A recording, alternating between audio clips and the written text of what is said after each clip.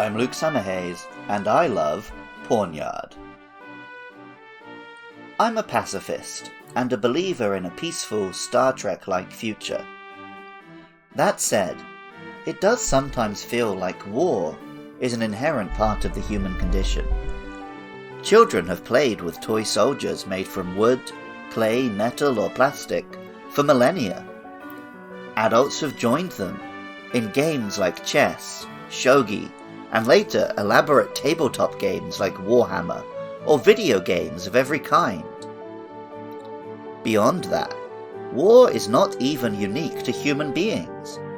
Our closest living relatives, chimpanzees, fight regularly between tribes. The scale is nothing like the horrors humans are capable of, more like gang violence, but the brutality is there. To see warfare on the scale of international human conflict, we have to look to insects.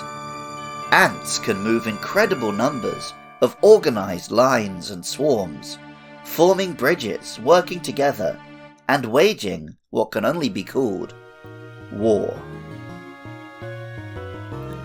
Chess originated in the Gupta Empire in what is now northern India, in around the 6th century, more than 1,300 years ago.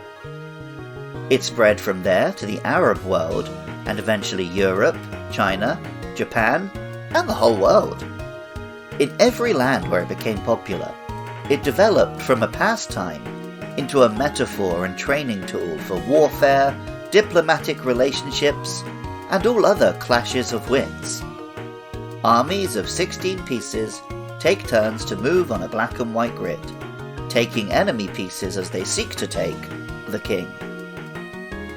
Pawniard is a small, humanoid, dark and steel-type Pokémon, with an insect-like exoskeleton that also resembles a suit of armour as worn by an Ashigaru, a non-samurai foot soldier from Japan's medieval battles. Pokémon Shield tells us, "A pack of these Pokémon forms to serve a Bisharp boss. Each Pawniard trains diligently, dreaming of one day taking the lead." Blades all over Pawniard's body seem like the swords and weapons of a human soldier. Pokémon Black tells us, "Blades comprise this Pokémon's entire body. If battling dulls the blades, it sharpens them on stones by the river." But their tactics of swarming enemies and pressing with their own bodies is more reminiscent of insect warriors. Black 2 and White 2 tell us, "Ignoring their injuries, groups attack by sinking the blades that cover their bodies into their prey." The name, Pawniard, combines pawn, the lowest ranking piece in chess, and a name often given to one controlled by another, with the suffix yard, found on weapons and nationalities and all sorts. The Japanese name, komatama, combines the equivalent piece to a pawn in the Japanese game shogi, the koma, and katana, the on-foot blade of a samurai. Pawns, koma, and ashigaru all have one thing in common. They stand below a leader of some kind. And so, inevitably, Pawniard can be promoted when, at level 52, it evolves into Bisharp. Shogi is a board game played in Japan, which evolved from the same family as chess. At first it seems like a very similar game, with a king that moves one square, and other pieces with movesets like chess pieces. The main difference is that rather than pieces of different shapes, there are pieces marked with different kanji characters, making it very difficult to learn if you don't already read Chinese or Japanese. Shogi first emerged in the 15th and 16th centuries, a chaotic time of almost constant civil war in Japan. The Sengoku Jidai, or Warring States period, was when most of the famous samurai and their stories emerged. While later periods saw the samurai claim to be champions of honor with strict codes of conduct and loyalty, the reality of the period was that most samurai were mercenaries, willing to work for the lord most likely to win. Thanks to this influence, Shogi has a system of playing the opponent's captured pieces on one's own side, which makes it very difficult to apply chess knowledge to. Whenever I play against students, they absolutely destroy me using this mechanic. Bisharp is a taller, more realistically human-proportioned warrior, still covered in blades and red armor. Pokemon White tells us, Bisharp pursues prey in the company of a large group of Pawniard. Then Bisharp finishes off the prey. While Bisharp is a leader, its power is not absolute.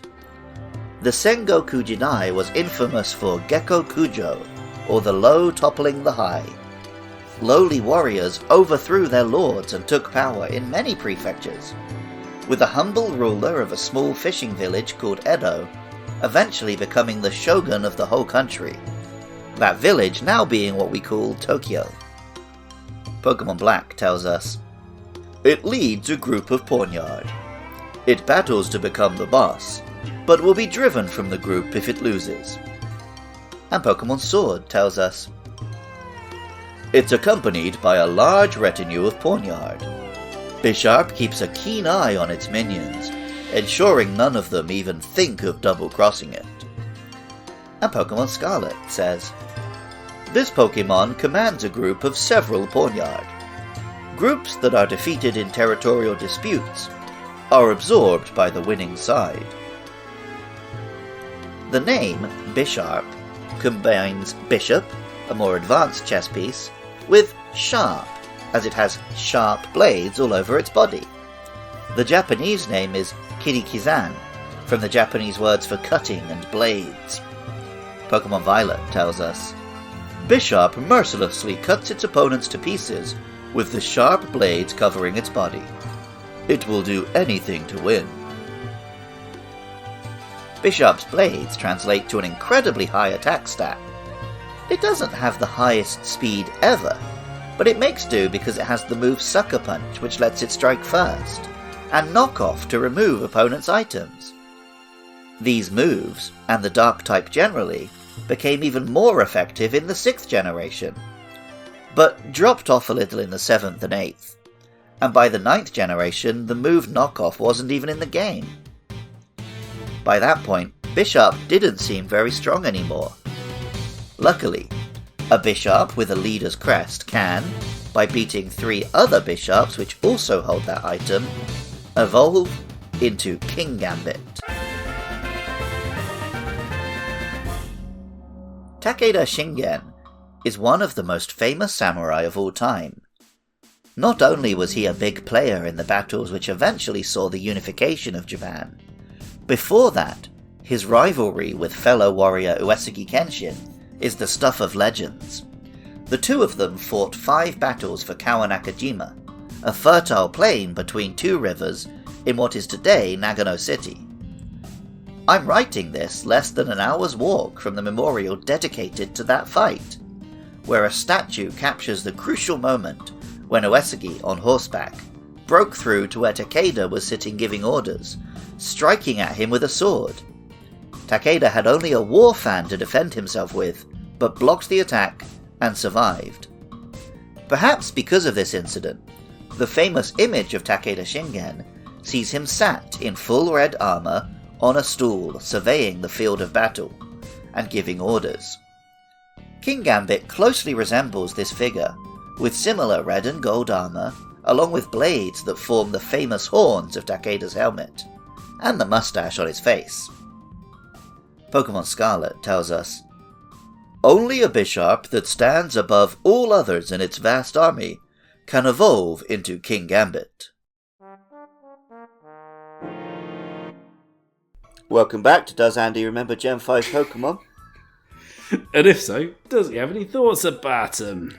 Pawniard! Hornyard? Like horns in a yard?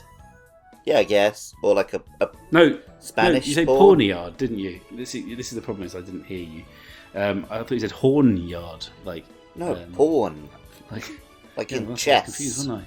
Yes, no, I deliberately picked Pawniard because I like Pawniard as a cool chess Pokemon. Yes, but what I heard was Hornyard, as if like Alex Horn from Taskmaster was in a yard, which is very confusing.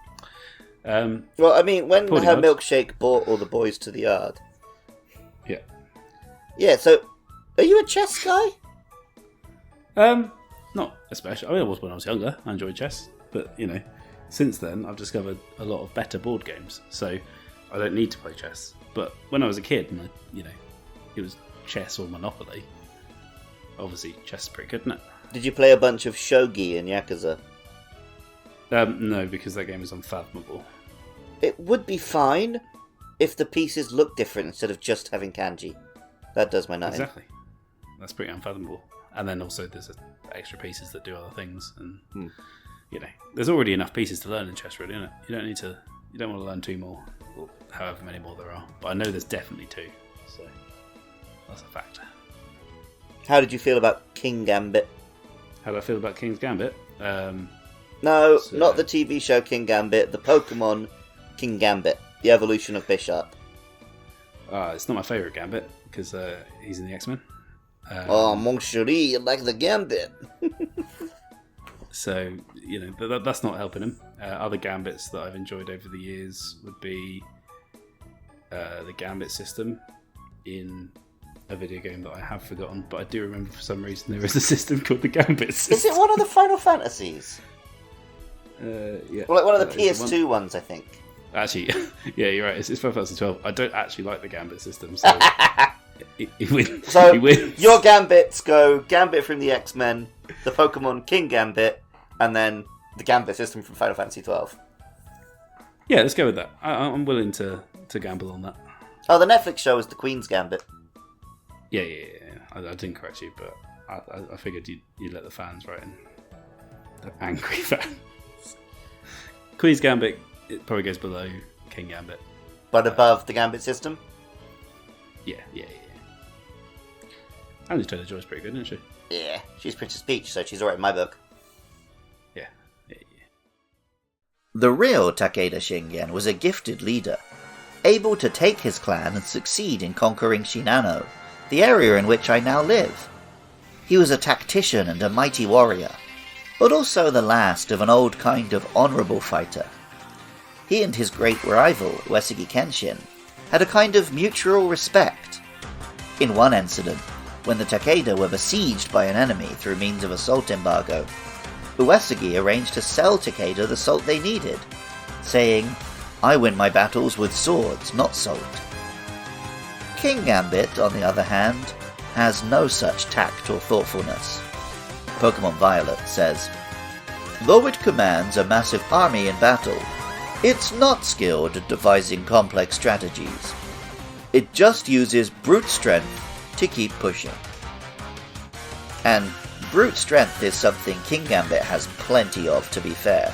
It trades a little of Bisharp's speed for an immense boost in attack, and also bulk, making it a dangerous presence. If that weren't enough, it also has the outrageous ability Supreme Overlord, boosting its stats for every ally who has already fainted in battle. It combines this with Kowtow Cleave, a strong move that never misses, to obliterate opponents in the latter stages of a match. Paldea's Primera, Champion Gita, has a Kingambit, but doesn't use it effectively by sending it out last. If she had, she'd possibly be up there with some of the all-time Pokemon champions, just as Kingambit is up there with some of the all-time damaging Pokemon. The name Kingambit combines King, the highest ranking chess piece, with Gambit, as gambits are common in chess. In fact, the King's Gambit is an actual famous chess opening. The Japanese name, Dodogezan, is a kneeling blade, which is also appropriate. Having lived in Nagano for 6 years, most of that time within strolling distance of the very site where they met blades, I've long felt a personal connection to Takeda Shingen and Uesugi Kenshin. I now live in Matsumoto City, where Takeda Shingen personally sat in the city's castle for a brief while, and regularly take a train through Yamanashi, where an enormous statue depicts him sat on his commander's stool. Kingambit joins the very small number of Pokemon inspired by specific individuals, and what an individual it shows. Original music for Luke Loves Pokemon was composed by Jonathan Cromie. Artwork for the show is by Katie Groves. Funding is provided by listeners at patreon.com/podcastiopodcastius. For just $1 a month, supporters can listen to episodes a week early, and also help cover hosting and fees, making it possible for me to keep making episodes every week. I love hearing from listeners. Get in touch about upcoming Pokemon on Twitter or Facebook at LukeLovesPKMN. Drop a comment if you're watching the video, or a review on Apple Podcasts or Spotify. Coming up are Bouffalont and Rufflet, so get in touch about those or any other monsters. Even if you don't feel like doing any of that, thank you so much just for listening. I love Pawniard, and remember, I love you too.